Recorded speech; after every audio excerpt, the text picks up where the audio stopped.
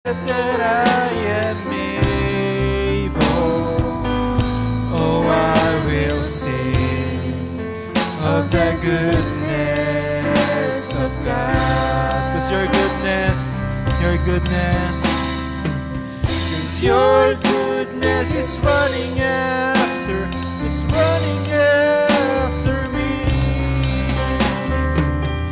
Your goodness is running after me. With my life laid down and surrendered now, I give you everything. Your goodness is running after me all my life. And all my life you have been faithful. And all my life you have been so good. With every breath that I am able, oh, I will sing of the goodness of God. 'Cause your goodness,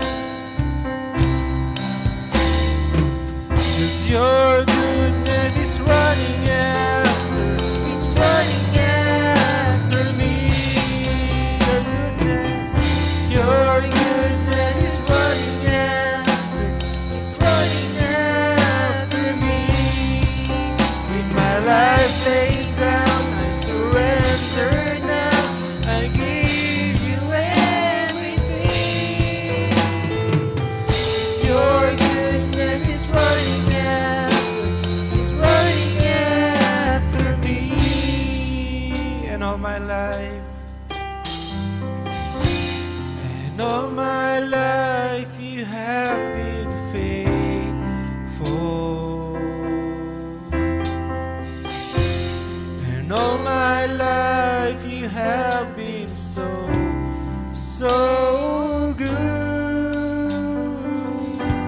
With every breath that I am able, oh, I will sing of the goodness of God. Oh, I will sing of the goodness of God. Amen. Palakpak po natin ang ating Panginoon, mga kapatid. Amen. Purihin po natin ang ating Panginoon sa gabing ito at maaari ko po bang tawagin si Brother Mac, amen, upang ilid tayo sa ating opening prayer sa gabing ito.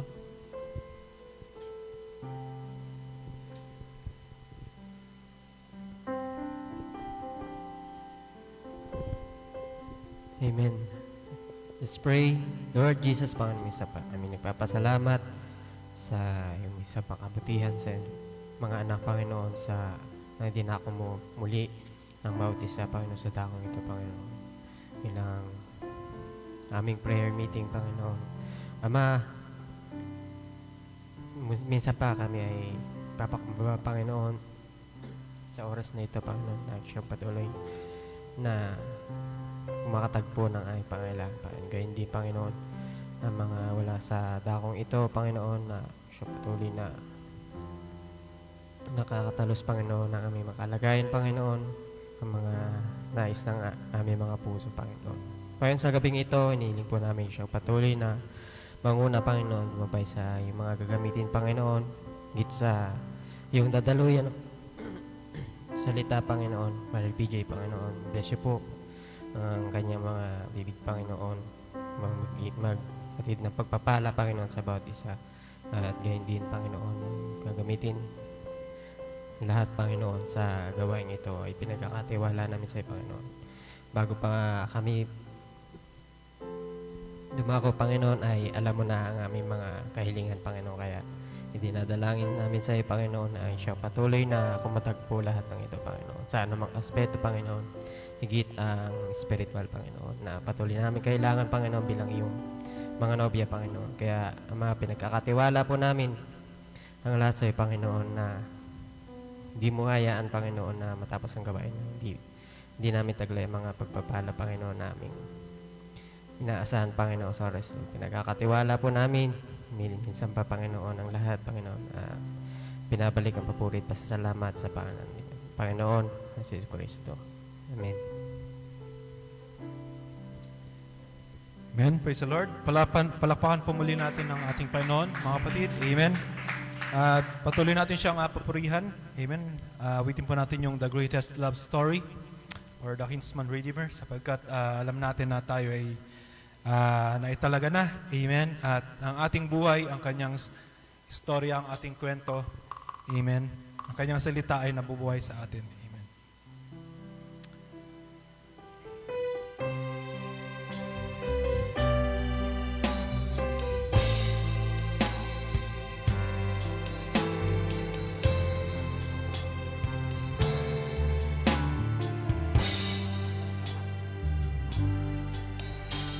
I left a barren land, searching for rest, stumbling around in amnesia, bitterness and distress.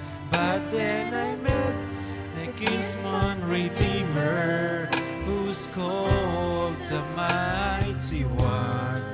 He took his soul all back from the field to bring me to his house. He said, "Fear not, my child, for you are part of me, and I'll not rest till you are at my side.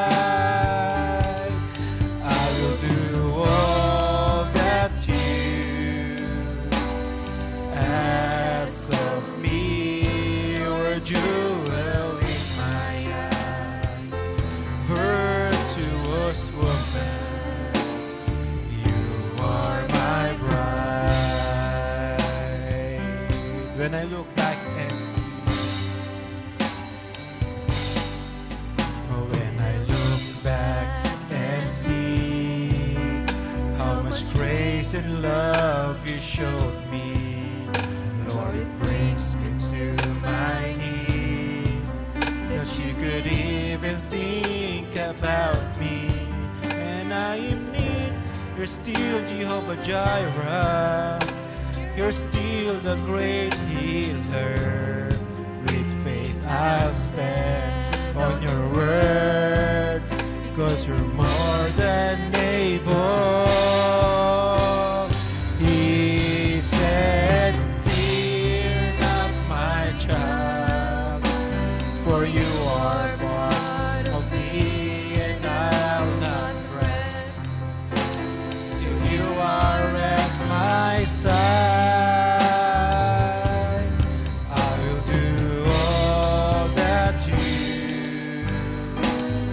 ask of me. You're a jewel in my eyes, virtuous woman. You are my bride." So Lord, I'm casting all my cares on you. I know you love me. Know you love me, Lord. Redemption by blood. That's the greatest love story. Full restoration, full redemption. That's what 7 angels in the cloud testify. My Redeemer's no longer dead, He's risen. He's coming back for you and me. Lord, I'm casting all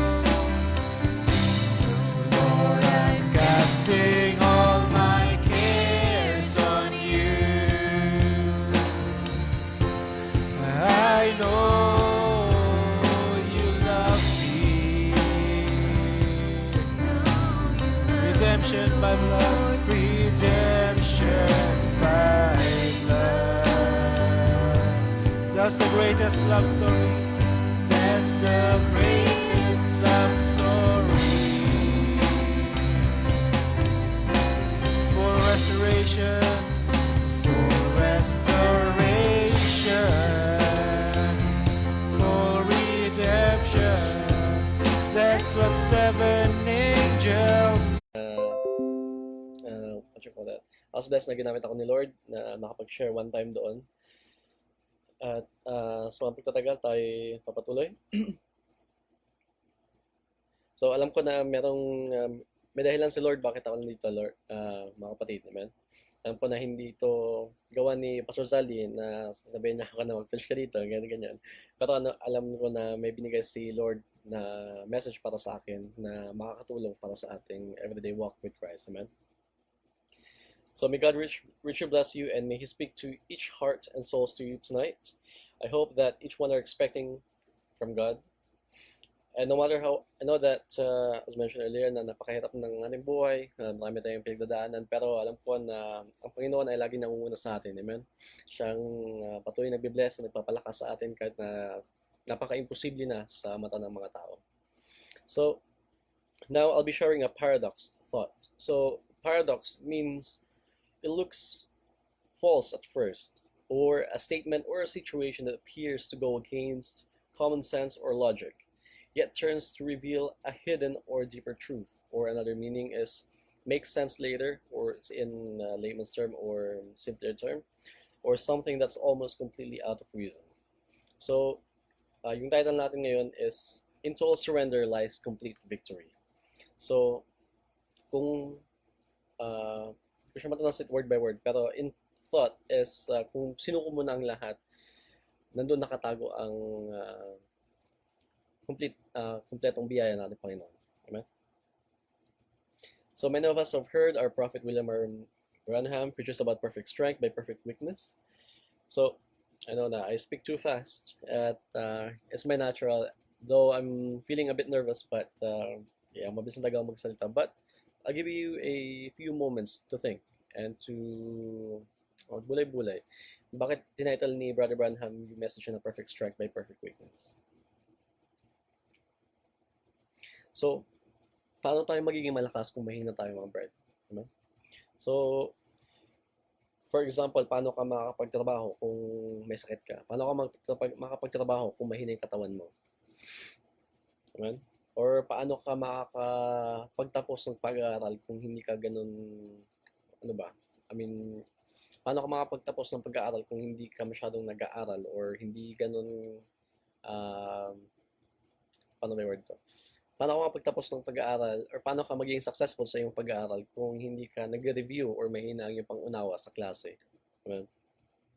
So, yan yung magiging topic natin or magiging parang gist ng topic natin sa gabing ito. So, I want to encourage all of you to read, listen, and to digest. Not just to read, not to listen, but also to digest the words of our prophet. I know na napakaraming message na ating prophet, but you can always go through it, listen to it, and then bulay-bulay, and then I know na every time na makikinig ka ng word ng prophet, hindi yan coincidence or hindi mo yan ginusto. Kasi pag simulang makinig ka na, mas lalo kang mabibless kasi hindi mo alam yung mga words na hinahanap mo or kailangan mo ng inspiration na doon pala sa message ng ating prophet. Amen? Hindi lang dapat mga pastor or mga ministro na nakikinig sa salita ng ating propeta, kundi dapat tayo din. Amen? Kasi sabi nga, ang propeta ay ang direktang bunganga ng ating Panginoon kung siyang nangungusap sa kapanahonan natin. Another Bible verse, we'll be reading in the book of 2 Corinthians, chapter 12, verse 9. It says here, "And it said unto me, My grace is sufficient for thee, for my strength is made perfect in weakness. Most gladly, therefore, will I rather glory in infirmities, that the power of Christ may rest upon me." Sinabi ni Brother Branham sa message niyang Perfect Strength, Perfect Weakness. Again, all the message na quote ko ngayon ay galing sa message na yan. I feel like I'm kind of redundant, but we'll go along. He says here, we try we try to make ourselves, or we try to make our weaknesses excuses. We want to tell how big we are, how great we are. I think that's one of the things that God gave me text for, was to get out of the mind. See? Ayun na nga, yung sinabi ni Brother, yun yung reason bakit pinamagatan ni Brother Branham na message niyang yan. Paragraph 20, that so many of us like to testify or likes to think that we are insufficient. Hindi tayo, ano ba yan, hindi tayo wasto or hindi tayo husto or hindi tayo perfecto, wala tayong tamang lakas or ability. And therefore, we make that as an excuse. Quote, I have no education, I have no ability, I'm unable to do this. And if you keep that up and do that in that way, keep going like that, then you can't amount to do anything. But the very thing that we make excuses by our weaknesses, God uses that very thing to tackle the job with. And He waits for us to get to that condition so that He can use us. We take the excuses and say, well, I can't do this, I'm insufficient, I can't do it, I can't do it. And God takes the very thing to do the job with. That's true. Sabi pa na dito, we find out just as we have been reading sa Bible, kasi napakaraming examples sa Bible na ano ba, at first glance, makikita mo na napakahina nila, parang nireject sila ng mundo, hindi sila successful, hindi sila ganun katalino, hindi sila ganun kalakas sa mata ng tao or by natural sight. Pero yung pa yung mga tao na ginagamit ng ating Panginoon na mangusap para sa bawat kapanahunan. Amen.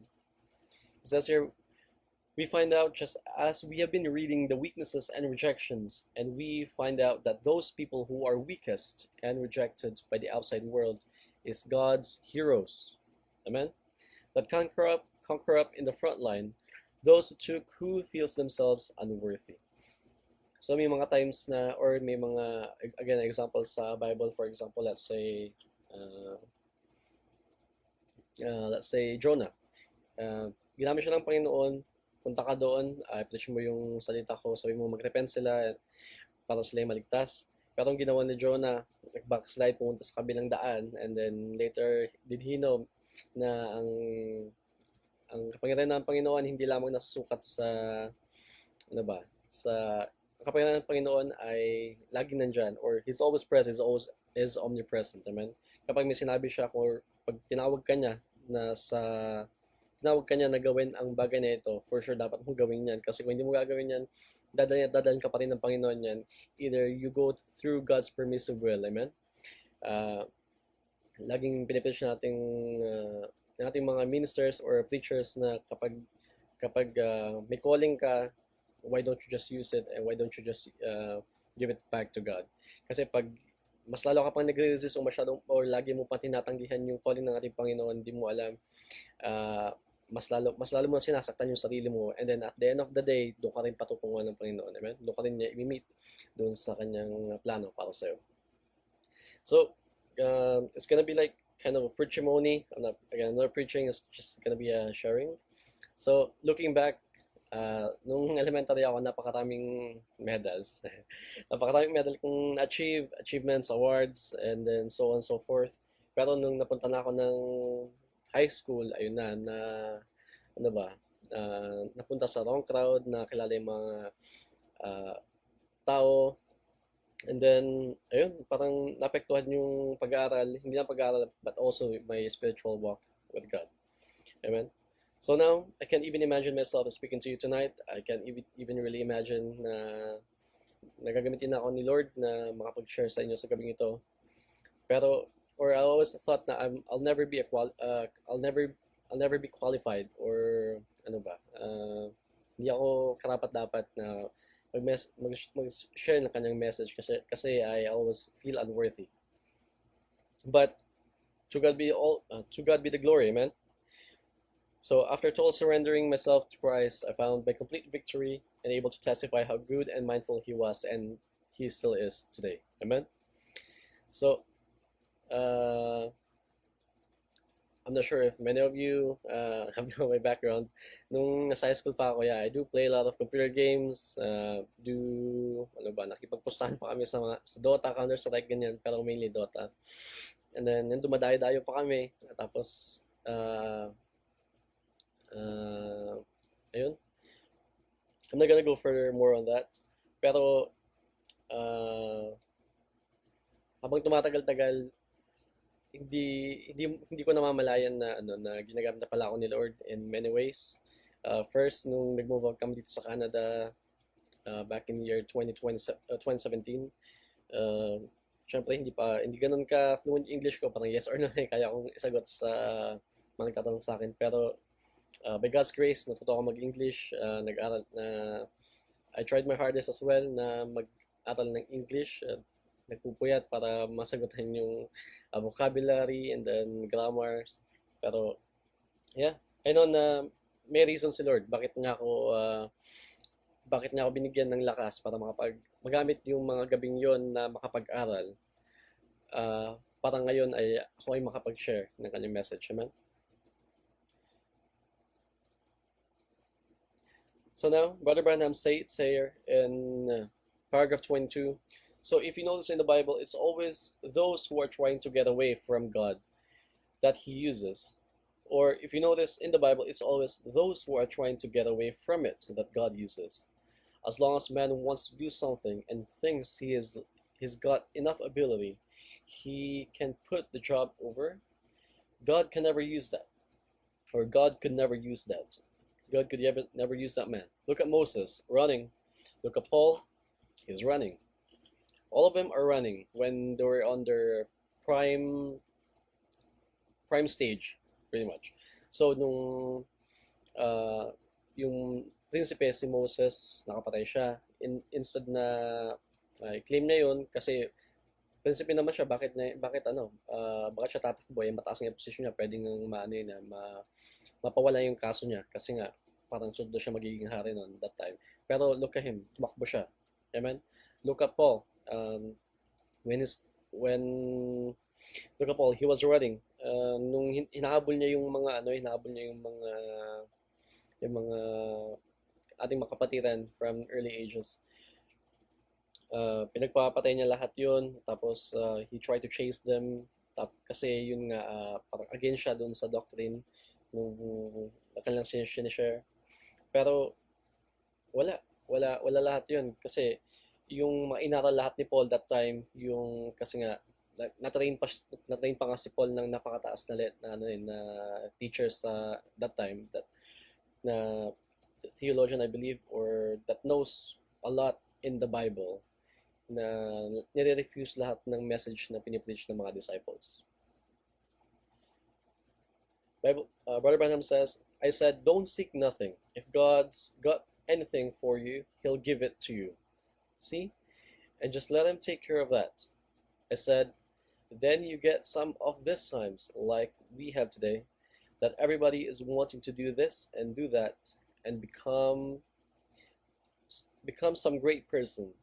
Look what we got into with it. You see. Sorry, medyo malabo yung notes ko. Kamakita sa brightness.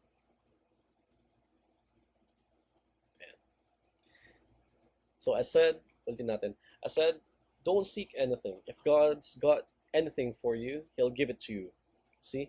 Kung merong binigay sa iyo ng ating Panginoon, ibibigay niya sa iyo yan. Hindi mo kailangang i-pull ang gift from God. Kasi kung meron talaga siyang inilaan sa iyo, you just have to surrender yourself and yield yourself, and then ibibigay sa iyo ng ating Panginoon. Amen? Kasi kung wala kang character, kung ibibigay niya sa iyo yung gift na yun, wala lang din. Amen? Kasi ang ating Panginoon, tumitingin palagi siya sa character ng bawat isa. And just let him take care of that. So then you get some of those times when, like we have today, that everybody is wanting to do this and do that and become some great person. Look what we got into with it, you see. Instead of trying to be great, we ought to be trying to find how little we can get. See that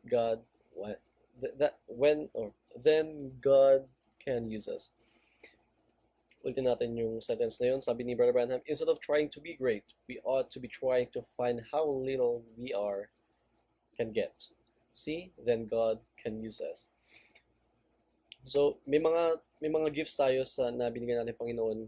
Of course, nandiyan yung song leading, music ministry, if you play piano, if you play drums, if you play guitar, electric. Of course, lahat ng yan galing yan sa ating Panginoon. Amen.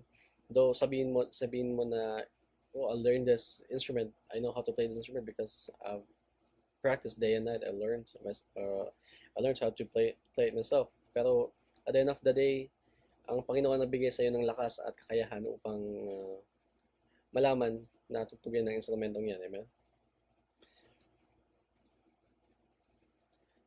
So,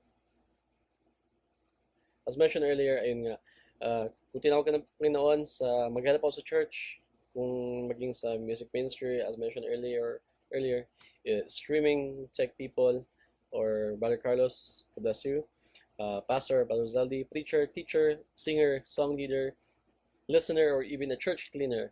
Of course, God will surely bless you and help you and will always provide you and equip you with everything. Amen? Kasi hindi ka gagamitin ng Panginoon or hindi ka niya gagamitin kung hindi ka niya binibigyan ng sapat na lakas. Amen? Kasi ang Panginoon, paano ba yun? Parang hindi ka niya bibigyan ng assignment kung hindi mo alam yung gagawin mo sa assignment na yun. Amen? He will always equip you with His word before He would assign you a task for you to perform in His glory. Amen? Kasi ang Panginoon natin, hindi siya madamot. Hindi siya, ano ba yun? Hindi siya imot ang Pangasinan. Hindi siya nagtitipid kasi ang ating Panginoon, ang Panginoon na kilala natin ay buhay at patuloy siyang nag-bless sa ating mga buhay. Amen? So as long as you yield yourself, as long as you surrender yourself to God or to Christ, and you want to use His gift for His glory, and that He gave you before the foundation of the world, then nothing in this world will stop you, for we are more than conqueror. Amen? So,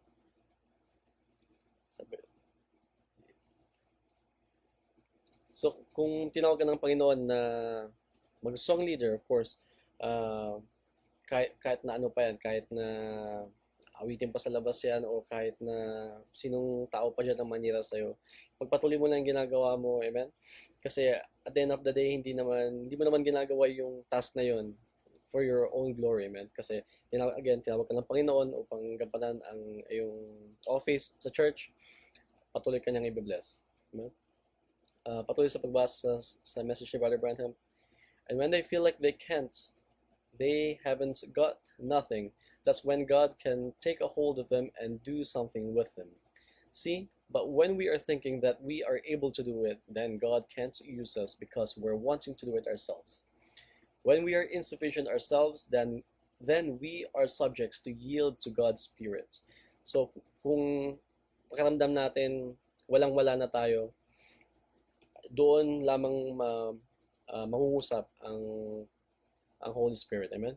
As long as we think that we can do it, then we can do it. So as long as inisip natin na kaya ko to, magagapanan ko to, that's the time na hindi mo magagawa yung mga bagay na dapat mong gawin. Amen?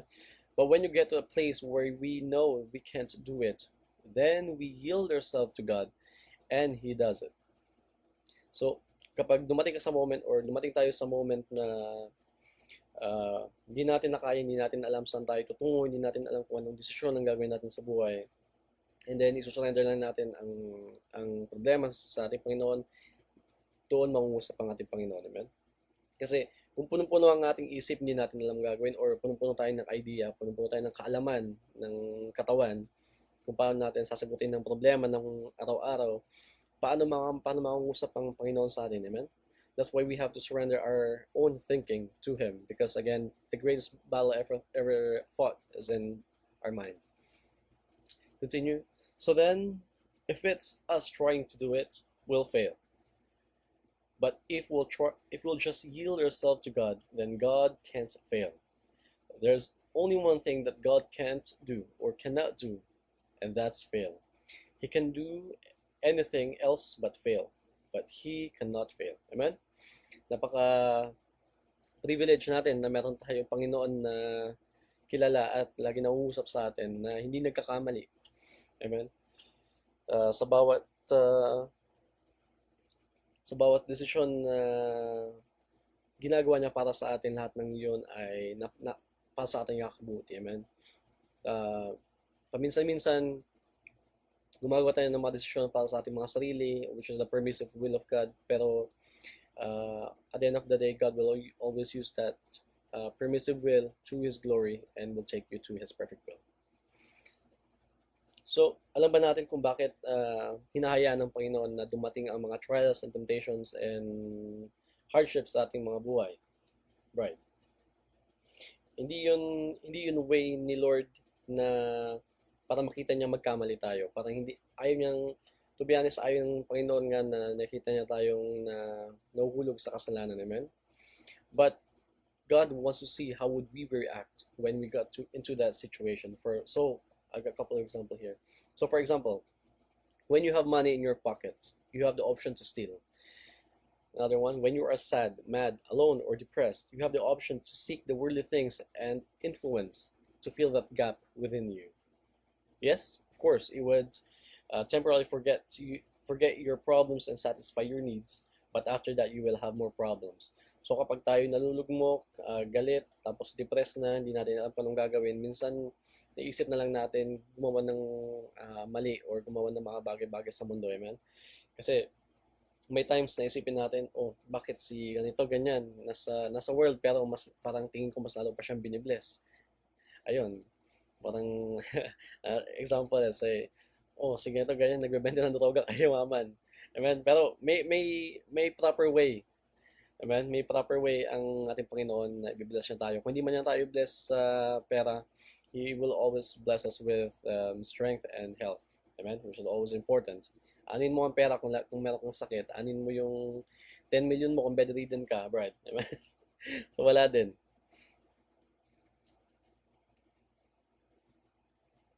Now, why is it so hard sometimes to pray and ask the Lord?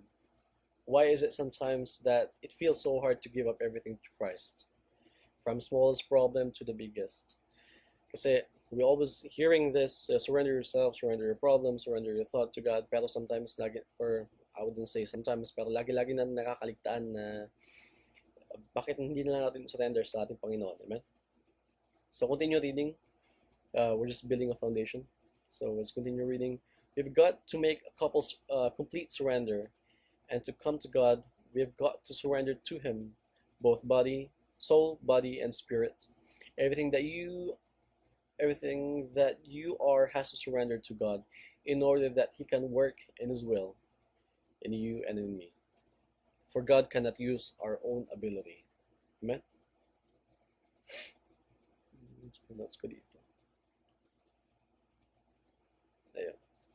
So we have to surrender our whole being to Christ. Hindi lang natin surrender yung katawan natin sa Panginoon, pero yung imagination, the sense of the spirit, and also our soul is not fully surrendered to Him. That's why Brother Branham says here, you've got to surrender to Him both your soul. He explicitly says soul first, body and spirit, but he mentioned the soul first because once you surrendered your soul to God, He will change you from inward to outward man. Amen? Kasi kung susurrender mo lang yung katawan mo, hindi mo pa surrender yung kaluluwa mo sa ating Panginoon, o siguro matatouch ka sa message ng yung pinapakinggan from Brother Branham preachers or your pastor, pero kinabukasan, balik ka sa yung mga gawing mali. Amen? So, hindi yun tama. Dapat lagi natin surrender ang unang-una, of course, ang ating kaluluwa sa ating Panginoon. So, may tanong ako. So, here we go. Have you heard any preacher says, I went to Bible school? Oh, I'm talking about message preachers. So, have you heard any preachers or any ministers or any pastors from the message saying, I went to Bible school or naka-attend ako ng Bible school, tinuruan ako ng napakagaling na theologians kaya ako naging preacher? Or nakita na ba kayo ng example sa Bible na napagtagumpayan ang bawat problema or bawat trials dumaan sa kanila gamit ang kanilang sariling abilidad. Amen? As mentioned earlier, si Moses, Prophet Moses, bago siya naging prophet, nandun siya sa Egypt, alam natin yung story. Marami siyang inaral na dialect, languages, skills, archery, espada, kung ano pa man. Magaling siya sa, I believe, if not mistaken, magaling siya sa engineering, I think, if I'm not mistaken. Pero wala yun lahat, ano ba yun? Wala lahat yun na ginamit ang ating Panginoon, or let's say, wala sa kanyang abilidad ang ginamit ng ating Panginoon na mangusap sa mga Israelites doon sa Egypt. Kasi hindi niya naman nagamit yung skill niya sa pagpapana o pag-iespada o ano ba, pagsasalita o pagtutula o paggawa ng mga armas. Wala yun, hindi ginamit ng ating Panginoon ang kakayahan ni Moses na kanyang napag-aralan sa Egypt, kundi once napunta si Moses sa wilderness, nawala lahat yung mga skills niya, nakalimutan niya lahat yun. Kasi there's a saying, if you don't use it, you lose it. Same thing as in our muscle and the brain. If you don't use your brain all the time, or if you don't use your muscle or don't exercise your muscle, you will lose it. Amen? O manghihina lang yan, tapos mawawala na yung lakas. Pero, mentioning earlier, ayun nga, nung nanghina si Moses, doon lamang nangusap ang ating Panginoon upang gamitin siya na palayain ang mga Israelites sa Egypt. So continue reading from Brother Branham's message. He needs to do first is send a killing. That's right. So we can revive. You have to die before you can be reborn again or be born again. And he needs a killing of ourselves. This tabernacle needs a killing, and with it. All of us, we need a killing so that we can be revived in a new life, a new hope, a new experience. We need first a day of mourning. Mourning. Pagluluksa. Amen. History does it now. Proves that God always chooses the nobodies to become his somebodies. God takes a person that's nothing. So, as mentioned earlier, ating natalakay na din. So Moses nga, pumunta siya sa wilderness, nawala lahat ng talent niya. Basically, nawala yung old nature niya. Tapos nung naging available vessel na siya, na bago gamitin ng Panginoon, doon lamang nangusap ang ating Panginoon upang gawin siyang propeta at palayain ang mga Israelites sa Egypt. So, nasunod. So, let's take another example. Your pastor, Pastor Zaldi. Sorry po. So, let's take another example. Your pastor, Pastor Zaldi. I know that many of us maybe most of us know Pastor Zaldi's testimony back when he was young or before he got converted to the message, and how God used him from music ministry, being evangelist, and now your pastor in this church. He also had to go through dying stage. Dying, hindi yung pagkukulay ng buhok, but yung pagkamatay. I'm not sure kung nagkulay ba si Papi ng buhok ng itim. Marami ng pati yung buhok. But he has to go through not dying. He died from his old nature and became the servant of God. So, and we all need the experience too. If you have not fully surrendered yourself to Christ, maybe yes, you are good at certain things that you do, but there is more in Christ. You will never know why God has chosen you before the foundation of the world unless you fully surrendered yourself to him. Amen. So continue reading. Think about Peter, the fisherman, not enough education to write his own name. John, ignorant and unlearned, or walang pinag-aralan. Those men, lahat ng mga lalaking yun, he bypassed the nobles and educated priests and celebrities them days, the scholars and the church members, and got them people who thought they were somebody and picked up those who were nobody and used them. But Robert Branham says here, but you've got to forget that you are so important. Ang age na ito, or Laodicea age, na laging laging i-emphasize natin na I'm important, I am this, I am that. We're always, parang lagi natin tinataas ang ating sarili. Amen? May mga times na sabihin natin, hey, I got something, what else do I need for? May mga times na ganun, pero mali yun. That's why our prophet says, you've got to forget that you are so important. Because nanggaling tayo sa alikabok, babalik din tayo sa alikabok. Amen? Kasi walang, at the end of the day, kung mayaman ka ngayon, kung magaling ka ngayon, kung matalino ka ngayon, at the end of the day, lahat yan lilipas. Ang tanging madadalang mo lang sa kalangitan, walang iba kundi ang iyong faith sa ating Panginoon. Amen? That's why you don't invest here in earth. Kung may pera ka, gastusin mo, bro. Just kidding. So, yeah, you gotta invest. Kailangan natin mag-invest sa ng ating mga kayamanan sa taas. Amen. Abraham says, the more you can get out of yourself, the more room you've got for the Holy Ghost, Holy Spirit to come in.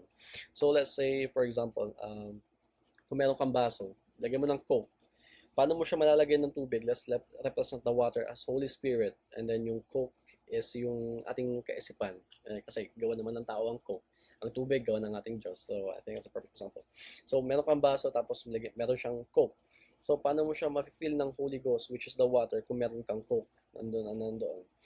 Kung lalagyan mo siya ng Holy Ghost, madadailute lang yung Coke, mag-iiba yung lasa, hindi siya ganun kalakas, hindi siya ganun katapang kasi, again, binuhusan mo ng tubig, but at the end of the day, Coke is Coke. Meron lang doong tubig. Right? So, what you gotta do is that you have to get out of your own self. So, kailangan mong itapon yung Coke na nandun sa baso para bago ka malagyan ng Panginoon ng Holy Spirit, or which is the water, and then i-bless ka niya afterwards. Amen? There you go. See Brother Paul, or was Saul, and then now Paul. It's a Bible verse from 1 Corinthians chapter 2, verse 1 to 5. Book of 1 Corinthians chapter 2, verse 1 to 5. And I, brethren, Paul speaking here, and I, brethren, when I came unto you, came not with excellency of speech or of wisdom, declaring unto you the testimony of God. For I determined not know anything among you, save Jesus Christ, and him crucified, and I was with you in weakness, and in fear, and in much trembling. And my speech and my preaching was not with enticing words of man's wisdom, but in demonstration of the Spirit and of power, that your faith should not stand in the wisdom of men, but in the power of Christ.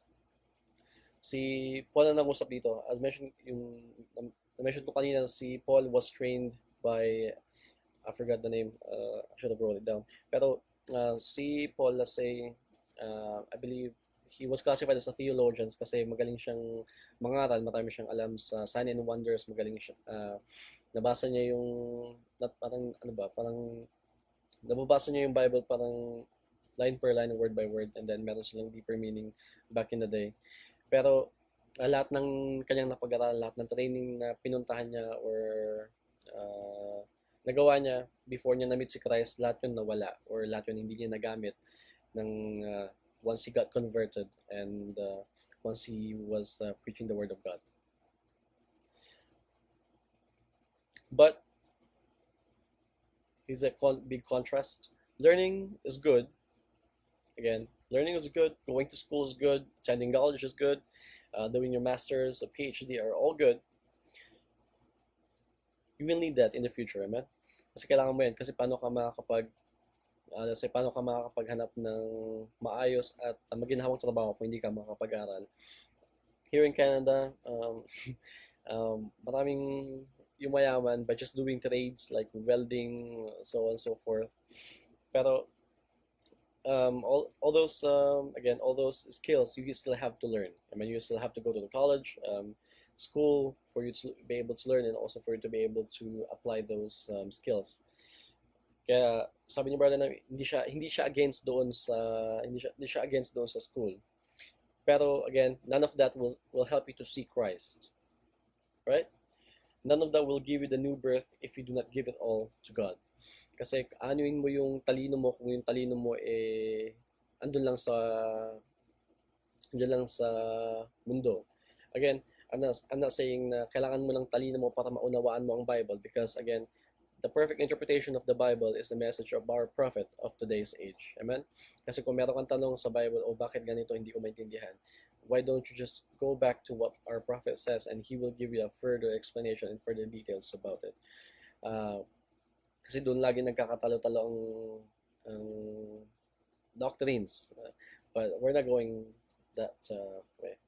So, we have here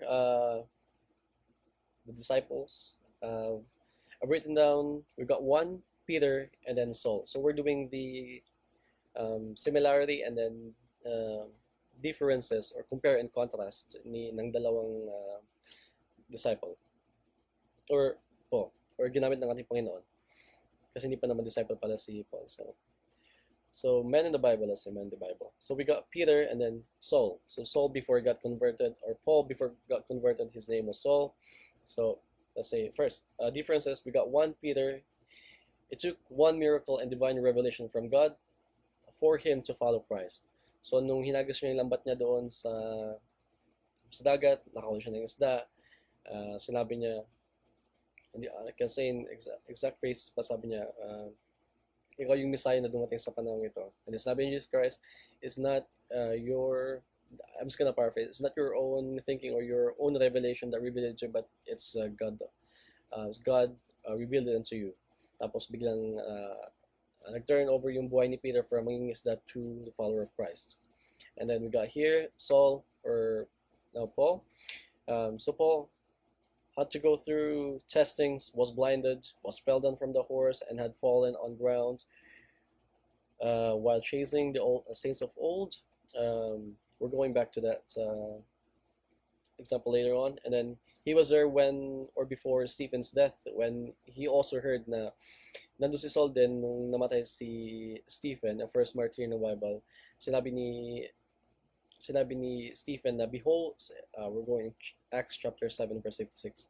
Behold, I see the heavens open and the Son of Man standing on the right hand of God.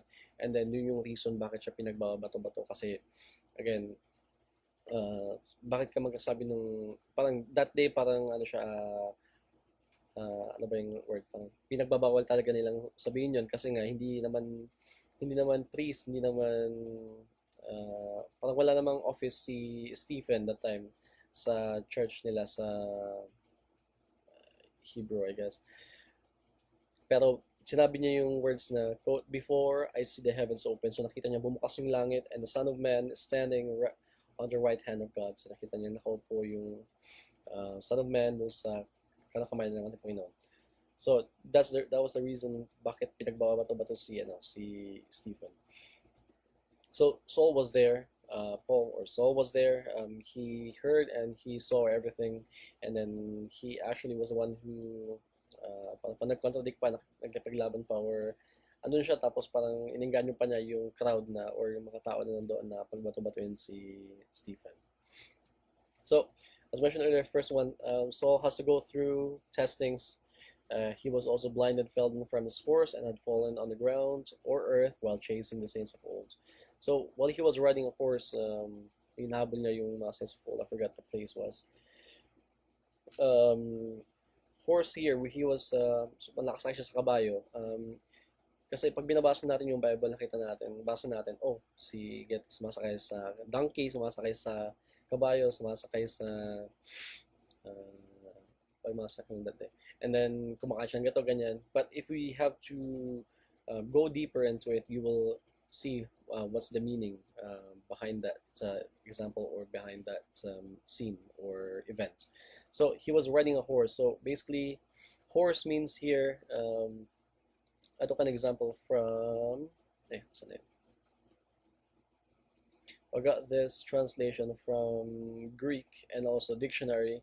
Horse means back in the days that having a horse simply means you are owning an expensive asset, or warfare of tool, or tool for war, symbol of power while showing aggression and dominance. So, si Paul or si Saul, meron siya nung kabayo back in the day, or sinas kanya yung kabayo. So basically, parang nasa kanya lahat ng kapangyarihan that time, kasi napaka-influential niya, napakayaman din niya, and then again, he uses to chase the saints of old. Pero nung nalaglag siya sa kabayo, so he had fallen on the ground on earth. That symbolizes na from this high you think you are, but when God uses you or reaches his hand to you, He will always falls you down to your lowest self. Amen? Kasi kahit na gaano ka kayaman o kahit gaano ka katalino, gaano ka-influence or kahit na gaano kasikat, hindi gagamitin ng ating Panginoon niya. Tatanggalin niya lahat ng yan bago kanya gamitin. Right? Amen? Ito naman ang kanilang similarity or pagkakapareha. So, they both followed Christ when they first saw and heard him, just in different encounters.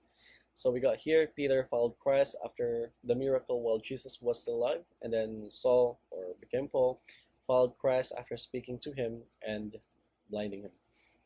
So why did I choose Peter and Saul? So, was mentioned here earlier as well, so na hindi ko makita, na si Peter, hanapin natin. Ayun. Sabi ni Brother Branham here sa passage 33, paragraph 33. Think about Peter, the fisherman, not enough education to write his own name. So, walang pinag-aralan si Peter. Ni pangalan nga niya, hindi niya masulat eh. Kaya, ayun. And then Saul na in contrary na napakatalino, napakagaling, napakahusay at influencer that time. So, you see, Peter, nung nakita niya si Jesus Christ, nung nagpakita ng miracle si Peter, kasi nga, walang-wala si Peter that time. As in like, paano ba sabihin? Walang laman ang kaisipan ni Peter but only to catch fish to sell or to use to eat, to eat or to give to others. While we got Saul here, he was taught with a lot of knowledge and everything from the old Bible, but none of that was used by God, right? So, mas madaling natawag or mas madaling na nag-follow si Peter compared to Saul. Kasi sa Saul, lagi siya nandoon kung may nagpe-preach na disciple ni Jesus. Lagi siya nandoon, nakikinig din siya. Lagi niyang napapakinggan yung mga sinasabi nila. Alam niya lahat ng mga yon, pero never na nag-puncture sa kanya yung message na pinipreach ng mga disciple ng Lord Jesus. Kasi hindi pa niya na-meet or hindi pa siya tinawag ng ating Panginoon that time because God has a perfect purpose for him. Kasi nga, as mentioned earlier kanina, yung baso, meron kang Coke, meron kang tubig. Saul has a lot of, punong-puno yung baso niya ng Coke, punong-puno ng kaisipan ng mundo. Whereas si Peter, yung baso niya, walang laman ng Coke, walang bahid ng, diba, walang bahid ng kaalaman ng mundo. Kaya mas madali siyang napuno ng Holy Ghost, mas madali siyang natawag ng Panginoon. Kabaliktaran doon kay Saul. So now continue reading from Brother Branham's message. Then Paul said, when I am weak, then I am strong. Yes, he said that I will glory in my infirmities. We read earlier from 2 Corinthians. Of my weaknesses and so forth. I'm thanking God that I got all of it out of me. And when I get everything out of me, then God came in. But as long as I got some of myself there, then God can't get in. That's when God can use you. That's when God can use any of you. He can use anybody. When we got out of the way. But as long as we got ourselves in the way, God, then we cannot. Alright? So, laging in-emphasize ni Brother Branham dito na kung meron ka man kahit na napakaliit na idea na naiwan pa doon sa sarili mo, hindi ka gagamitin ng ating Panginoon unless i-surrender mo ng buo sa ating Panginoon. Amen? Kasi, paano ba? Okay, we'll skip that part.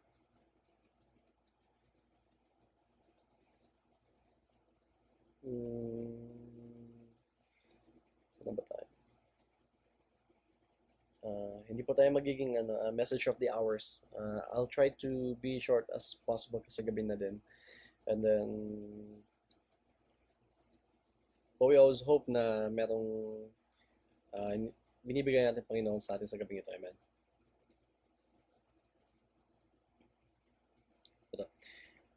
And that's the way God wants us realize that we are totally insufficient. Then God takes a person and begins to mold himself into that person.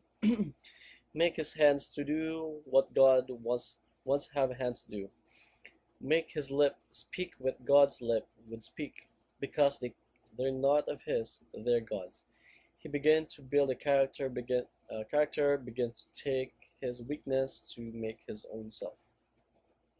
And then the case is with us. The case or ang kaso sa atin is sorry, not that to be.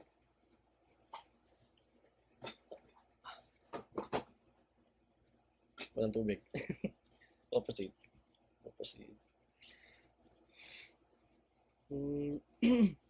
That's a case of us. Not that we are too weak. Yung itong problema sa atin ngayon. Hindi sa napakahina natin. The case is we're too strong. So, ang problema sa kapanahon ng ito ay hindi tayo sobrang, ano ba yan, parang we're not lacking of everything. We have so much of something, pretty much. Sabi ng ating prophet dito, ang problema ngayon is that we're not too weak. Kumbaga, or kundi dahil tayo napakalakas, kaya lagi natin naiisip na nagagawa natin mga bagay-bagay dahil sa sarili nating lakas. Hindi natin namamalayan na si Lord ang nabibigay sa atin ng lakas para ating pagdampayan natin mga trials. Amen? Patuloy natin. That's all the thing. The thing of it, we're too strong-headed. That's right. We're too strong in our head. We know too much. God wants to get that out of us. That's right. We're too strong. We're too strong to yield to Him. We yield to ourselves. We got to think now. Well, now here, I got sense enough to know. Took this text from our brand from here as well. Our knowledge is all right as long as it doesn't or it don't interfere with the promises of God. Amen. So, I was listening to this person. I believe he was a English professor. Nakita ko sa Facebook one time, I believe. So, he talks about what is the real purpose of reading. So, kung isipin mo ano ba talaga ang dahilan kung bakit tayo natutong magbasa. Kasi, importante ka na magbasa kasi hindi mo mababasa kung saan ka mag-exit sa kalsada kung hindi mo alam kung hindi mo alam kung ano ka nalalabas. So, namatay yung laptop. That's why, ano yung mystery eh? Like, what is the real purpose of reading? Kasi knowing how to read is good. But knowing what is the purpose of reading, sometimes or would make you wonder, ano ba talaga ang purpose ng reading? Okay, there we go. So we do not read a book to help us memorize the passage or word by word or able to recall the dates, location, characters, and events. That is memorizing, not reading. So, hindi tayo nagbabasa ng libro para memorize natin yung buong paragraph, ang bawat salita, or hindi tayo nagbabasa ng libro para maalala natin yung dates, location or lugar, mga tao at mga pangyayari. Kasi hindi yun pagbabasa, yun ay pagme-memorize. That's why magkaiba ang pagbabasa and then mag-ibang pagme-memorize. That's why there's I'm not sure if meron sa Philippines, but dito merong like English test, meron ng comprehensive reading and listening. Kasi doon ito-test kung naiintindihan mo ba talaga yung binabasa mo or you're just memorizing it. Kasi pag na-memorize mo lang, yung mga tanong at the end ng story is about how much have you understood or how much did it impact you. Hindi yung tanong doon is kailan namatay sa ganito, kailan nangyaring ganito, ganyan. So, as per the dictionary, purpose of reading. So from dictionary, yung purpose ng reading is to extract and interpret meaning from written symbols. Another example or another meaning is to allow one to gather evidence. Another example or another meaning of what's the purpose of reading or what's the meaning of reading by dictionary? It means for entertainment, to stimulate the imagination and provides a mental escape. And the last definition is to question a text and connect with new information to existing knowledge base. So, if you can see, reading will not help us to see God. Brother Branham already says that in the beginning. Kasi kung nagbabasa ka lang ng libro, as mentioned, sinabi ko rin kanina na highly encourage you to listen or to read the message of Brother Branham, but also you have to digest kasi you are what you eat, right? Kasi pag binabasa mo lang, ano lang sa isip mo, hindi na pupunta dito sa puso mo. Hindi mo napapamuhay. So, nasayang lang yung 1 hour, 2 hours, 3 hours na pagbabasa mo or pakikinig mo ng salita ng ating Panginoon kung hindi mo siya kinakain or hindi mo siya pinapamuhay, right? That's why we are called Christian kasi we are Christ-like. Kasi hindi naman tayo tinawag na Christian kasi it's just a common text or Christians sounds nice, that's why you're Christian. But a real Christian means it's a Christ-like life. So when you say you're Christian, you're basically declaring yourself that you are Christ, or there is a Christ in you that is living with you. So reading is basically it is a human integrated system that was passed down from generation after generations for learning purposes that the people these days use to interpret God's word. So yun yung in-emphasize ni Brother Branham na yung ating kakayahan ng pagbabasa o pag-iintindi or pagme-memorize, hindi yan hindi yan magagamit ng ating Panginoon or hindi yan ang tamang way para maintindihan mo ang Bible or anong sinabi sa atin ng ating Panginoon. That is why we have a prophet to help us to understand and to interpret what is in the Bible, right? So, as mentioned earlier, again, meron tayong propeta. Kung meron kang questions sa Bible mo, of course, you can ask your pastor, you can ask your elders, but you can always search through Brother Branham's message kung ano ba talaga yung deeper meaning or deeper thought ng sinasabi dun sa Bible. Kasi hindi mo naman malalaman yung ibig sabihin ng seven thunders, yung seven scrolls, so on and so forth sa Revelation kung hindi nabasa ng yung ating pastor or na kahit sino or kung hindi shinare ni Brother Branham yung message, right? That's why God always uses a prophet on every ages for him to speak.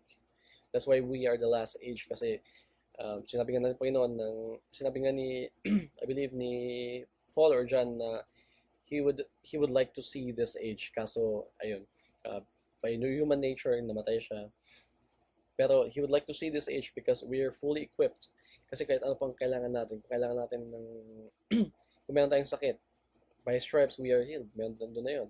Kung tayo nagkukulang sa pang-araw-araw, he will always provide. He's the Jehovah Jireh, amen?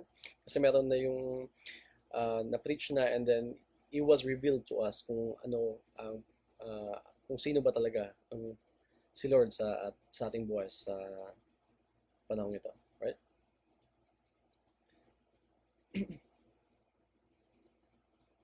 So Brother Branham used a lot of Bible examples or brothers from the Bible. But let's continue read here.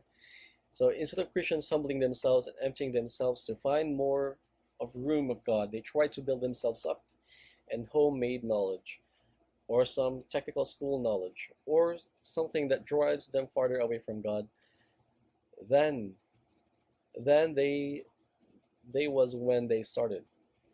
That's what I'm thinking about this artificial altar calls. You bring them in, and next time, and it's 10 times harder to get him back. Again, let him sit and listen to God. Does something for him, and then let him think. Let him come in, confess and rise, calling upon the Lord, and that's right. God cannot use our natural abilities. We've got to get ourselves and our abilities out of the way and surrender to the will and power of God. The Holy Spirit is our teacher. Sure, it is. God sent the Holy Spirit to be tutor over the church. I can quote the Bible with my eyes closed. Sabi ni Brother Branham to. So, I can quote the Bible with my eyes closed. God cannot use that a bit or a bit of that.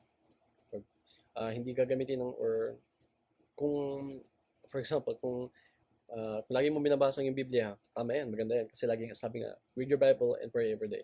Pero kung lagi mo nilalasan yung Bible, hindi mo pinapamuhay yung Bible, useless yan, hindi yan magagamit ng ating Panginoon. Or, Brother Branham quotes here, "Oh, I belong to the biggest church there is in the country. I'm this, Lord. Oh, I'm a Pentecostal. Glory to God. I just received the Holy Ghost and other night. Hallelujah. You are going to make me do so and so. God cannot use a bit of that." So, walang church buildings, walang church members, walang community ang makakapag-save sa atin, o walang kahit ano sa mundong ito, bride, ang makapagbigay sa atin ng biyaya natin Panginoon, kundi ang Panginoon lamang. Kasi Brother Branham preach about church. Who is the church, or what is the church? The church is not the building, it's the people. It's you, it's them, it's us, it's me. That's the church of God. That's why God says do not defile the church, or don't defile your body, because God will use that, and God will use that church to speak. Sinasabi ni Jesus yun, paninuhulan niya na do not defile that body, because sabi niya kay Brother Branham, do not defile that church, because he will use that church to speak. God didn't say he will use that church as a building to speak to someone, but he will use that church, that person, to speak to a soul, for them to get converted. Amen. So I hope and pray that we become useful to God. So from sharing the message, music ministries, singer teachers, tech, streaming listeners, givers, and cleaners, there is no big or small to God. He sees it all the sacrifice that you have poured in this church, and God will always bless you more. So kahit ano pa yung office mo sa church na yan, yung cleaner nga that's an office of the church eh. Yung yung pagiging deacon is office of a church. Yung pagiging listener is also an office of a church. Because lahat tayo meron tayong iba't ibang part sa church. Sabi nga, sakit ng kalingkingan, sakit ng buong katawan. So, ibig sabihin, lahat tayo ay parte ng isang katawan. Amen? Kung isa ay nangihina, bakit hindi natin pag-pray o hindi natin encourage in spirit, or in a message, or in the word, para mapalakas? Kesa sa tinatawanan natin, lalo pa nating dinadown yung tao, why don't we try to encourage them, right? Kung nakita natin yung brother and sisters natin na napapalayo na sa ating Panginoon, why don't we try to reach out to them by just simply texting them, give them a call. Maybe kailangan nila ng kausap para ma-share nila yung nadarama nila or nararamdaman nila, and then now ikaw na malakas sa ating Panginoon, you will try to influence them as well, for them to get strong again, not by your own thought, but heavenly thoughts coming from God. Amen.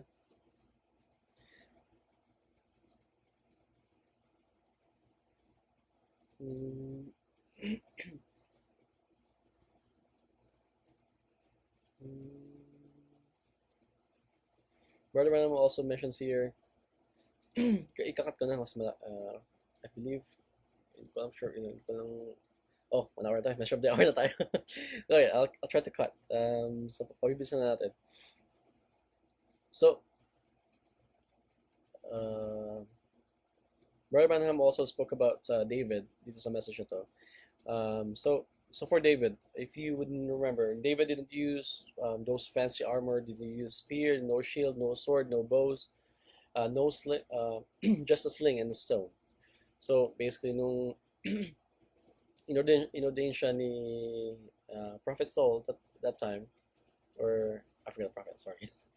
The prophet that time, he was ordained, and then nimputan siya sa camp ni King Saul to fight Goliath. At first, lahat sila nagtataka or in disbelief. Bakit? Sino ba tong maliit na lalaki na ito na patalo doon sa kay Goliath?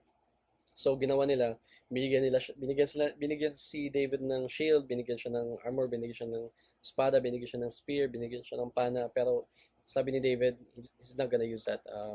Kasi alam niya na once he got ordained, kung ano bang ginagawa niya, what he was doing before he got ordained, he believed na gagamitin ni Lord yung ginagawa niya. Oh, how do I put that in words? Sorry, I'm losing my thought. But nothing from this world can fight against that enemy, he was saying, pretty much. So Kasi ano yung pa ni David yung armor niya, ano yung pa yung shield niya, yung sword niya, mas magaling nga doon si Goliath eh. Si David hindi siya na-train doon. Alam lang gamitin ni David yung sling niya tapos yung bato. That's how he protect his flock. See, David is different from the rest of the army, which were let's spell it. So David is different from the rest of the army, which wears fancy uniforms. David not depends on such things. But he know that God is with him before he fought Goliath, his adversary. We must be like that too. Amen. We must be different from the world. Bible scripture here, Book of Ephesians, chapter 3, verse 12. For we wrestle not against flesh and blood, but against principalities, against powers, against rulers of the darkness of this world, against spiritual wickedness in high places. So, yeah, we're about to end then. So, that's good. Isip pa ba kayo? Right. Bear with me, malapit na tayong matapos. Sabi pa ni Brother Branham dito, patapos na rin yung message niya. I know what God did for me with this, and I am ready to trust God in the face of anything with it. Amen. That's experience of Christians.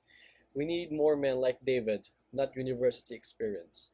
God bypassed all the great, strong, intellectual preachers or individuals. Kasi napakaraming trained soldiers doon sa panahon ni David, pero bakit si David yung ginamit? If you would think that way. Kasi, sabi,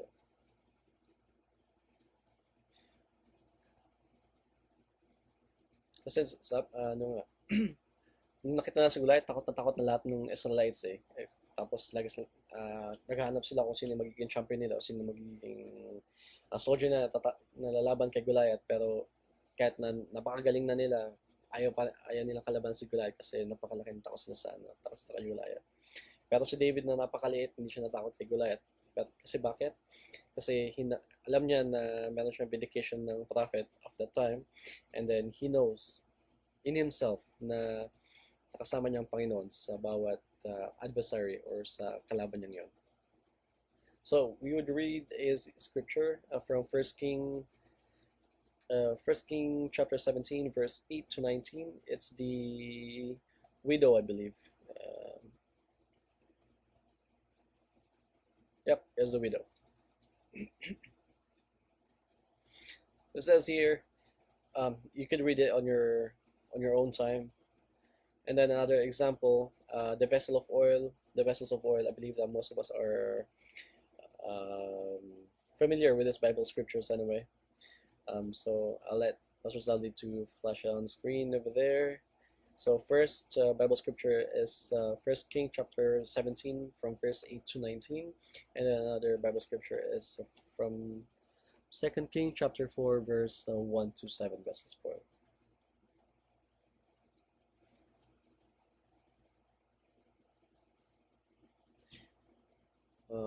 Actually, I don't think we have much time.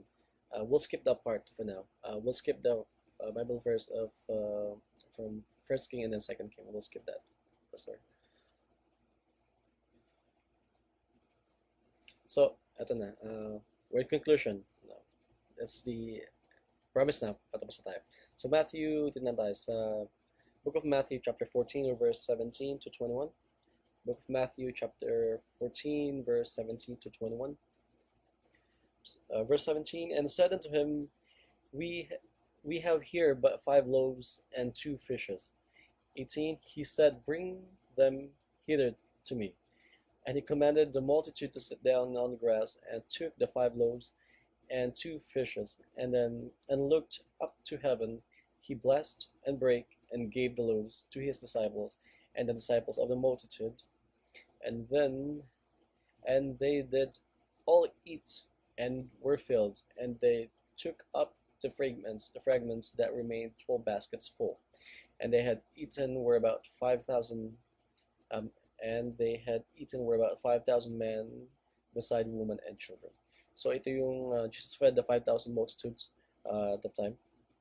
So If you would notice in the Bible, I believe I also fact check it with Pastor Zali na it's only Christ who performed the miracle of multiplication. Amen. So if you would look closely on the scripture, they gave everything to the Lord. It's not about the quantity, or it's not about the ability that you can offer to Christ, but it's all about the quality, or it's your life. It's my life, it's our life. That's the only thing that God requires us to give back to Him. Because again, ang buhay natin galing naman sa Panginoon, bakit hindi natin ibalik sa Kanya, right? So once we fully realize the value of crucifixion, that is when our eyes will be opened on how much God truly loves us despite of our iniquities. So if we would, oh, sorry, ba't tayo dito? So once we fully realize the value of crucifixion, that is when our eyes will be opened on how much God truly loves us and loves us despite of our iniquities. So hindi natin malalaman or hindi natin ma-realize kung gaano tayo kamahal natin Panginoon kung hindi tayo titingin doon sa cross ng Calvary, kung hindi natin ma-realize kung how much sacrifice He put into to pay our sins, to heal our wounds, to heal the sick, and to bless us. Amen. But if you notice as well in verse 18, Jesus says, "Bring them hither to me." So sabi niya, bigyan niyo sa akin, or dalhin niyo sa akin yung 5 loaves and 2 fishes. So God can multiply the bread. Of course, He's a God, so He can do everything, right? But if you would think, God can multiply the the bread and fish without Him holding it. So hindi niya kailangang sabihin na ibigay niyo sa akin, imumultiply kasi kailangan ko ng hawakan. Hindi ganun. Kasi God can perform miracles without even touching a person, things, for it to be blessed, right? So, where is that? Jesus resurrected, oh, here we go. Another example. Jesus resurrected Lazarus from the dead without touching his body, without touching nor holding his body. So, Jesus also never, or Jesus calmed the storm without diving straight into the water. So, ginawa ito yung mga miracles ni Jesus Christ. So, binuhay ni Jesus Christ si Lazarus. Sa pagkamatay, hindi niya hinawakan si Lazarus tapos nabuhay si Lazarus.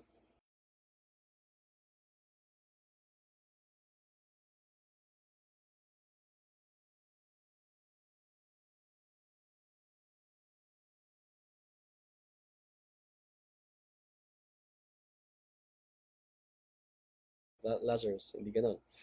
Hindi rin pinakalma ng Panginoon ang bagyo. Hindi siya nag-dive sa tubig bago kumalma yung bagyo. Hindi, nagsalita lang siya, right? Pero in this instance, or in this event, Jesus held or asked the disciples to, it says, "Bring them hither to me." So, dalhin niyo sa akin. That's a perfect example. That's why God wants our life to be in His hands, for us to become a blessing to others. We cannot be a blessing to others if we ourselves are not a blessing to our own self or in our own households, right? That's why it's a perfect example as well for us to surrender ourselves to God before He would be able to bless us with our gifts or talents or whatever He gave it to each and every one of us. That's why we have to surrender everything to Him. So God wants His gifts that He has given into you to be used in His body. So if He gave you the gift of singing, playing drums, playing keyboard, playing guitar, playing bass, song leading, preaching, or you'll never know, maybe the next pastor as well, then make sure that you use that gift accordingly to His purpose and His will. Because He wants our willingness to give back all the gifts to Him for Him to be able to multiply it 100-fold. Or paralamin pa niya, mas lalo kanyang i-excel sa binigyan niyang talent na yun or gift sa'yo. So we are all gifted. We may be different. We may have different gifts, but we are all equal. And no one is bigger. No one has a better role. No one has a greater role to one another. We all have a part to play in the church. Yes, we do. Right. Isipin mo, nakaupo lang dyan sa church, hindi mo alam, hindi mo namamalayan yung ibang, for example, let's say, I can't pick a person, but let's say nakaupo ka dyan sa church, you're just a listener, you're not even a good singer, you're not even in helping in music industry or whatsoever, but you're there in the church. You'll never know. Maybe That's why you're in there in the first place. Nakikinig ka kasi hindi mo alam. Yung napapakinggan mo, nabubuhay mo, tapos hindi mo alam na influencean mo na yung mga tao sa labas. And then nakikita nila yung glory ng ating Panginoon na hindi mo alam na ikaw yung gagamitin ni Lord na patatawagin yung last one na inaantay natin. Amen?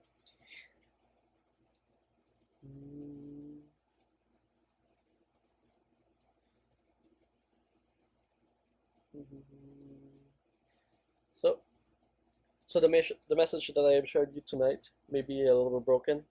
Again, mentioned, hindi lang yung message, pagsalita ko na masyadong mabilis. Maybe it's hard for you to understand. But I believe there's an AI that does the subtitles underneath anyway. So, even myself having a hard time to connect the thoughts that I have in my heart, but I know that God has given me this thought to impact someone and also maybe to help someone else's life who is going through certain stages of life, just like the examples that Barbara Branham and we've used tonight. So from Old Testament, from New Testament, and even today, God basically never changed. His pattern never changed. He always uses those ones who are weak. He always uses those ones, those individuals who has nothing, who has no power, and then that is when God will use them and then speak to them and then will bless them even more. Amen. All He wants is a full surrender of life for Him to work freely, and He will surely bless you, not just you, your family, your friends, your company you're working in, and as mentioned earlier, maybe you're just the last one that we're waiting for. That's why we kindly ask you. I don't ask him, but yeah, we are always trying to encourage one another, and we always. That's why the pastor is always there to preach the word for you, to make sure that you are getting fed accordingly to God's message. God's message. Our complete victory is within our reach. It just takes a moment for us to give it all to Christ. Amen. Balik tayo sa title natin. In total surrender lies complete victory. Ang last text natin is our complete victory is within our reach. Napakalapit lang ng ating complete victory. All we have to do is to surrender ourselves to Christ. Surrender our thoughts, our goals, our plans, and everything to Christ, and He will surely bring us out. And then He will do everything. Of course, may mga trials and temptations or mga hardships na daraan sa ating buhay. But God uses that for us to build our character. Kasi anuin natin yung power natin in the future kung wala tayong character. Hindi gaganap ng Panginoon yun. That's why God is building our character here in earth first before we get our body, which is a theophany body that's waiting for us. Amen. That'll be all for this evening. I believe or I pray and I hope na sana bless kayo, or not everyone, or maybe isang kikinig lang, or even just one heart that is listening or will be listening. And I pray that, and I know that God has a purpose on you, and if you don't have that desire yet in your heart, just again, mention the last text, our complete victory is just there. It's within our reach. All it takes is a moment for us to bow our knees, pray, and ask God and surrender everything to Him. Amen. That's it. Have a wonderful evening. God bless you all.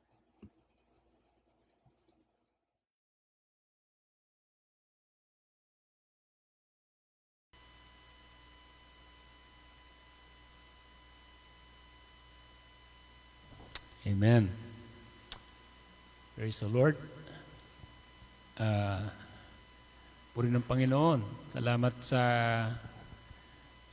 encouragement. Salamat sa message. Salamat sa sacrifice ni Brother PJ na sa gabing ito ay nakapagbahagi siya ng salita ng ating Panginoon. At napakaganda po ng topic, no? Nung nakikinig ako kanina may mga bagay na pumapasok sa kaisipan ko.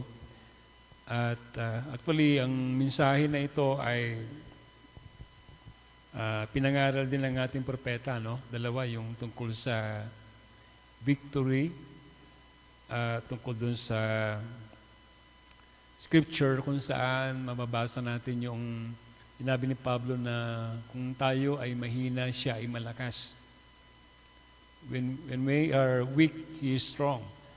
Kaya yun ang mensahe kanina, no? Mag-surrender lang tayo sa Kanya at magtiwala sa Kanya dahil ang total surrendering natin ay maglilid talaga yan sa victory natin. Kapag po tayo po ay nagtitiwala sa ating sariling lakas, kakayanan, at nakaharang yung sarili natin, hindi tayo talaga magkakaroon ng katagumpayan sa ating pakikipagbaka. Alam natin na tapos na ang labanan, di ba? Praise God.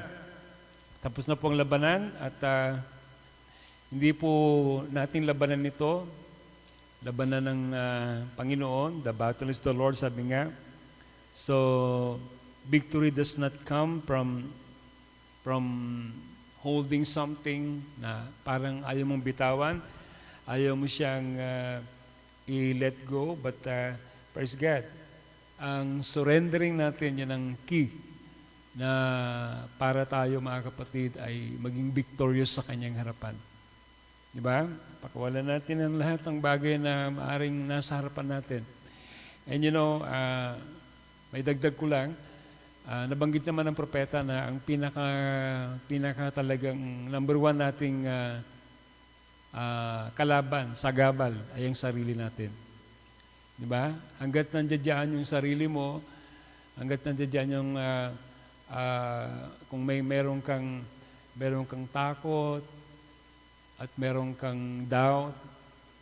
Amen? On the other hand, kung tayo naman po mga kapatid ay masyadong nakatingin sa ating sariling kakayanan, ay hindi talaga ang Diyos makakakilos. You need to take aside yourself, praise God, at isurrender natin lahat dahil ang labanan ay sa Kanya. Amen? Katulad ng Panginoon, di ba? He surrendered everything to the will of the Father. Sabi niya, let thy will be done, not my will be done. Kaya mga kapatid, amen, napakagandang encouragement sa atin ito na ang victory ay natatanggap lang natin. Amen? Through our surrendering sa ating Panginoon. Praise God. Hanggat hindi mo binibitawan yung manubela at hayaan mo ng Panginoon ang siyang magmaneho ng buhay mo, ay talagang hindi ka talaga makakarating sa gusto mong patutunguhan. Di ba? Tama ba yun? Amen. Praise God. Palapakan nga natin si Lord, mga kapatid. Tayo natin tumayo. So, purihin ng Panginoon. Salamat sa napakainam na mensahe na nating narinig. Tawagin ko yung mga musicians natin.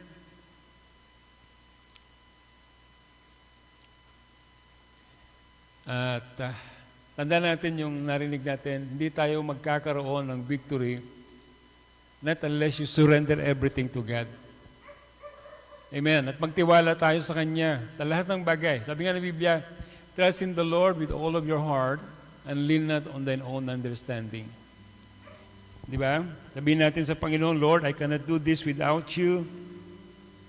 Kinakailangan mga kapatid na tayo ay patuloy na magpakumbaba sa Kanya. Amen? Yan ang ginawa ng Panginoon. Siya nagpakumbaba. Amen? Bumaba siya rito sa lupa at pinasan niya lahat ng hirap.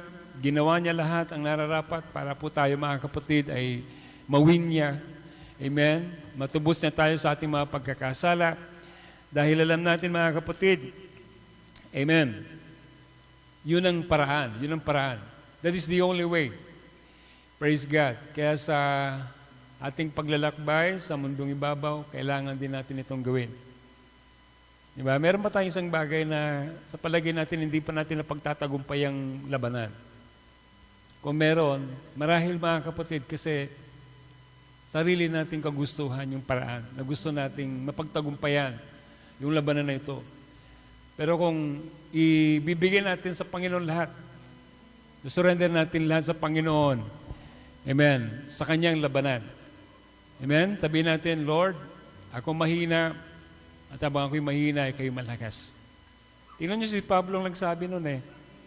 Amen. Kinonsider niya lahat ng kanyang, sabi nga kanina, lahat ng kanyang achievements, lahat ng kanyang kakayanan, katalinuhan, kaalaman, ay itinuring niya lang itong parang dumi lang.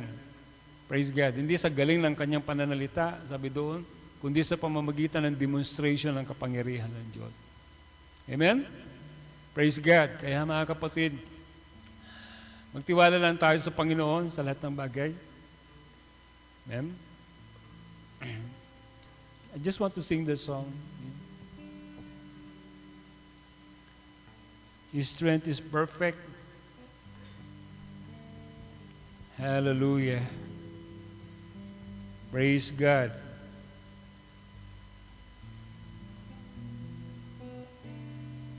Bago tayo manalangin,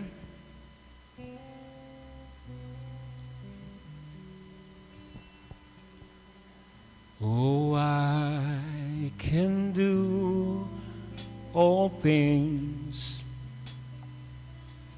through Christ who give me strength. But sometimes I wonder what He can do through me.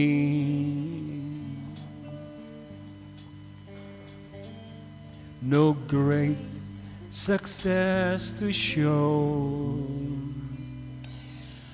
no glory on my own, yet in my weakness He's there to let me know His strength is perfect when our strength is gone. He'll carry us when we can carry on. Raised in His power, the weak become strong. His strength is perfect. His strength is perfect. We can only know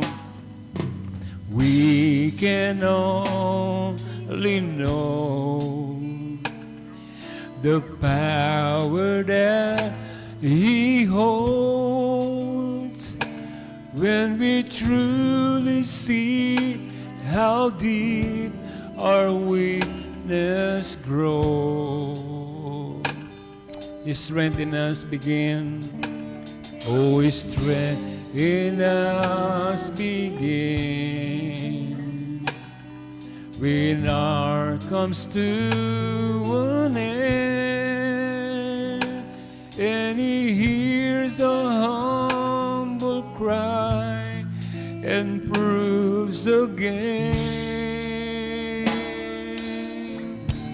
His strength is perfect when our strength is gone.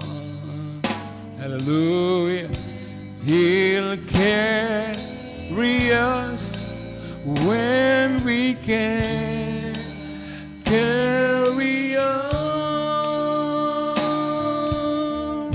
Raised in His power, the weak become strong. His strength is perfect. His strength is perfect. Raised in His power, the weak become strong. His strength is perfect. His strength is perfect.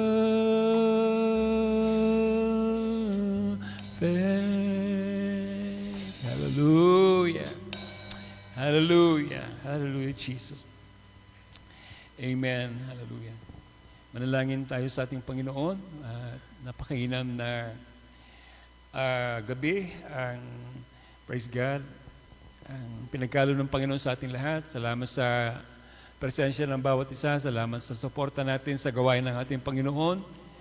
Amen. Hindi kayo nagsayang ng iyong panahon dahil narito kayo ngayon. Dapat sana nasa bahay kayo, namamahinga na kayo. Amen. Pero iniwanan niyo yung comfort ng tahanan ninyo. Pumunta kayo dito.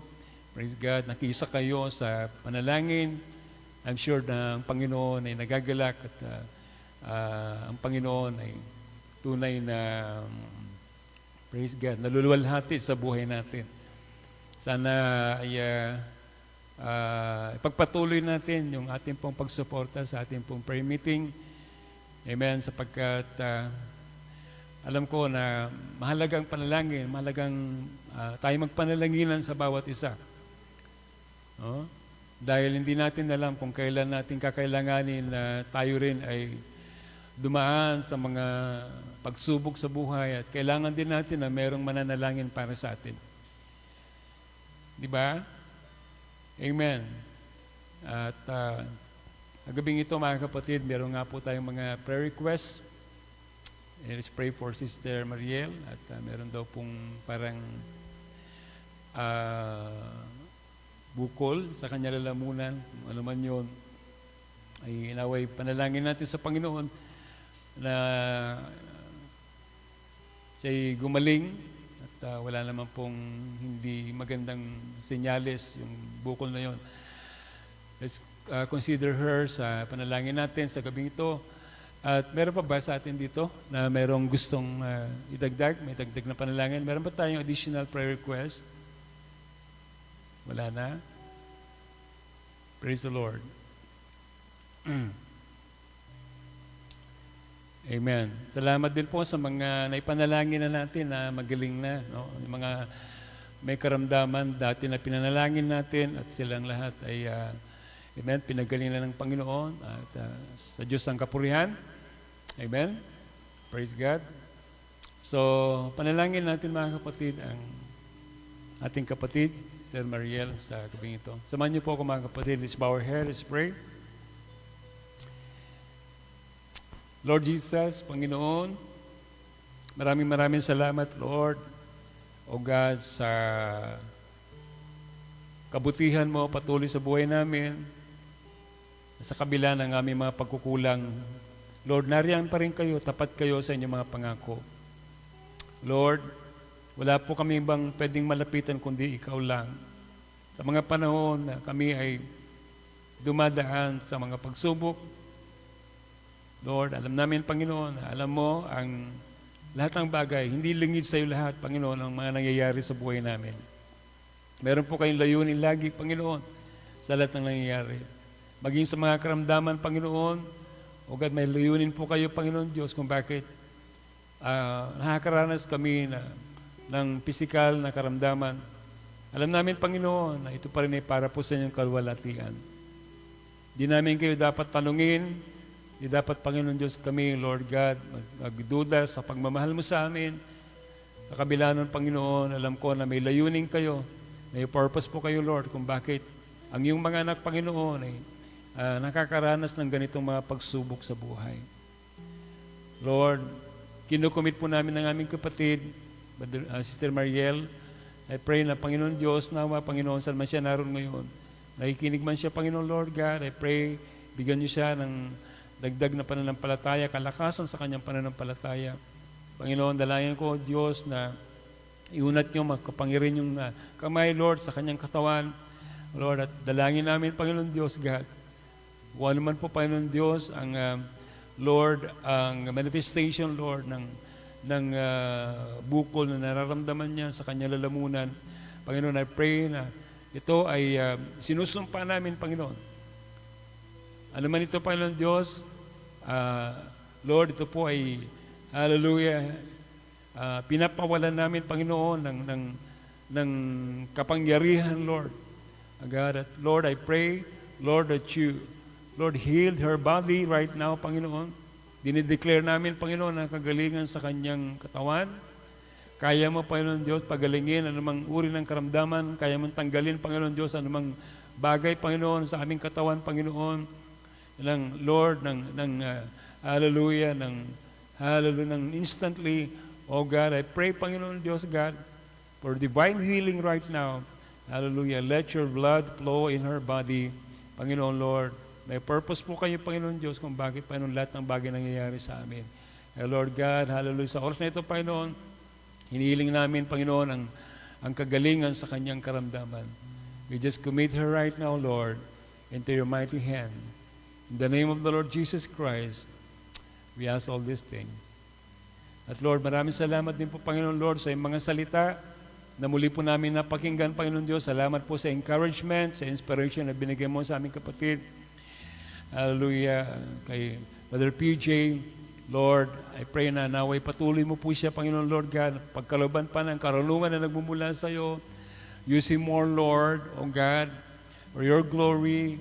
I pray, Panginoon Diyos, na ikaw, Lord, ang patuloy, Panginoon, na magbigay sa kanya ng kalakasan to, Lord, share your word, O God, and Lord, may you bless his ministry. Naman po, Panginoon Diyos, ang nais mo na gawin para, Panginoon Diyos, God, para, Lord, gampanan niya, Lord, para sa iyong kaluwalhatian. I pray na, Lord, ito po ay, Lord, magampanan niya, Panginoon Diyos, na may katapatan, Panginoon. May you bless him, Lord God, and, Lord, maging si Sister Giselle, Lord. Ngayon po, Panginoon Diyos, na mag-ingat sa mag-asawang ito, Lord God, and may you use them more, Lord, kung ano po ang gusto niyong, Lord, ministry na gampanan nila, Panginoon, sa church na kanilang kinalalagyan, Lord. I pray na nawa sila maging blessing, Panginoon, sa mga believers, Lord, there in Canada. Pray na kayo po patuloy, Lord God, magbigay sa kanila ng kalakasan, Panginoon, physically, and Lord God, most especially spiritually, Lord God. May you bless them, Lord God. Hallelujah. At nawa, Panginoon, patuloy mo pa, Panginoon Diyos God, na sila, Lord, ay pagpalain, Panginoon, Lord God. At may their heart desire, Lord, be granted by you, Lord Jesus. Ano man po ang kanilang mga kahilingan at panalangin, Panginoon, inihiling din po namin, Panginoon, Lord, na katugunin mo ang lahat ng ito, Lord God. Salamat, Panginoon, Lord, O God, nawang salita mo, Lord, ay itago namin sa aming mga puso ngayong gabi. At sa aming pong pansamantalang paghihiwalay, dalayan ko, Panginoon Diyos, ang iyong mayamang pag-iingat sa aking mga kapatid na maglalakbay pa, pauwi sa kanilang mga bahay. Nawang yung mga anghel, Lord, ay ingatan sila, balutin sila, Panginoon Diyos, ng iyong banal na Espiritu. At muli, magkita-kita kami, Panginoon Diyos, muli sa susunod na gawain, Panginoon. Para patuloy, Panginoon, na sama-sama, Panginoon, na mag-aral ng salita, sama-sama, Lord, na manalangin, Panginoon, mag-commit ng mga kahilingan ng aming mga kapatid, Lord, na nangangailangan. Salamat, Panginoon, sa perebeleo, Lord, na maging daluyan ng bawat isa para, Lord God, sa pangangailangan ng aming mga kapatid. Salamat, Panginoon, Lord. We give you all the glory. We give you all the praise. Sa pangalan na Jesus, lahat ng ito ay amin pong pinagpapasalamat. Amen and amen. Palapakan natin ang Panginoon, mga kapatid. Praise the Lord. God bless us all. Kamayan natin ang bawat isa. God bless you.